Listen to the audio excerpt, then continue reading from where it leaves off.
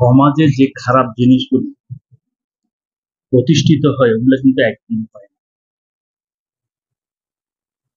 আমরা হযরত ওমর রাদিয়াল্লাহু তাআলা আনহুর একটা গল্প শুনেছি যে নেশা করার দায়ে শাস্তি দিতে গিয়ে ওনার সন্তান মারা গিয়েছে, কিন্তু শাস্তি উনি বাস্তবায়ন করেছেন।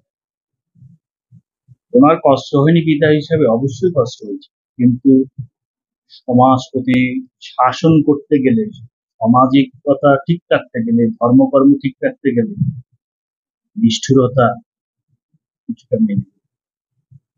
যেটা বলছিলাম, সমাজে কিছু কিছু লোক আছে সিম্পেথি দেখায়, এটা দোষের কিছু না, মানুষ বন্ধে আমরা সহানুভূতিশীল করি, কিন্তু আপনাকে কার্যকারণ সম্পর্কগুলো বুঝতে হবে। আপনি একজনকে সরকার সরকার সরকারি লোকজনকে বা কোনো প্রতিষ্ঠানের লোকজনকে একভাবে টাকা দিচ্ছেন তার কাজের জন্য, সে যখন কোনো কাজ রিপেয়ার করতে আসছে, মেরামত করতে আসছে, ওইটা তার অফিসিয়াল কাজ। আপনি আপনার বাসার পাশে আসছে বা আপনার মহল্লায় আসছে দেখে আপনি ওনাকে বকশিশ দিচ্ছেন, কিন্তু বকশিশ দেওয়াটা মানবিক হয়তো দেখায়, ঈদ উপলক্ষে হোক যে উপলক্ষে হোক, কিন্তু এই জিনিসটা কিন্তু আস্তে আস্তে চাঁদাবাজি পর্যায়ে চলে যায়।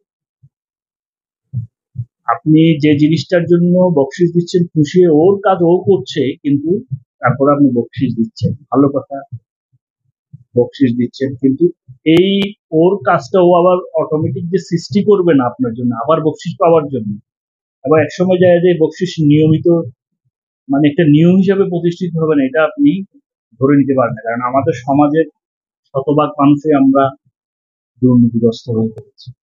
কেউ ভালো আছেন বুকে হাত দিয়ে বলা সত্যি তাই।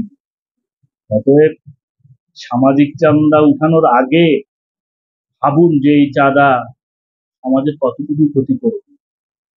উঠাই বেলা সহজ, অল্প টাকা সবাই কিছু কিছু পার্টিসিপেট করে, কিছু পার্টিসিপেট করাটা কঠিন কিছু, কিন্তু এই পার্টিসিপেট একসময় নিয়ম হয়ে যাবে, কঠিন হয়ে যাবে, সমাজের নিয়ম হয়ে বসে যাবে।